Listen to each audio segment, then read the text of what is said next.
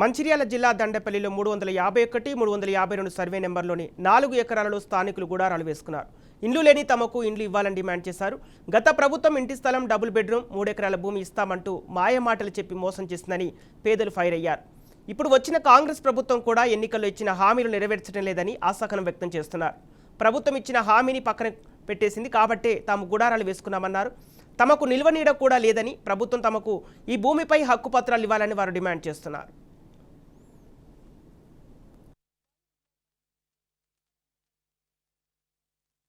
కానీ ప్రతి రిప్రజెంటేషన్ ఇస్తున్నాం, ఇంటి స్థలాలు లేని వారికి ఇంటి స్థలాలు ఇవ్వాలని. ఆనాడు ఉన్నటువంటి ప్రభుత్వం డబుల్ బెడ్రూమ్ ఇల్లు ఇస్తానన్నది, ఇంటి స్థలం లేని వారికి 5 లక్షల రూపాయలు ఇస్తామన్నది.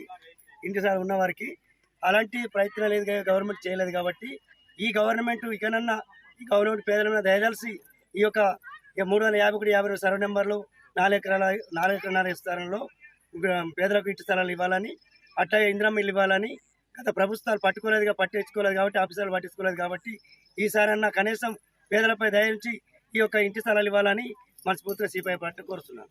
ఈ భూమి పట్టభూమి అని తెలిసింది. అంతకుముందు గత 50-60 ఏళ్ల కింద వ్యక్తులకు ఇనాంగా ఇచ్చారు. వాళ్ళ కాళ్ళు మడుగులు వచ్చేటప్పటికప్పటికి వాళ్ళకు ఇనాంగా ఇచ్చారు.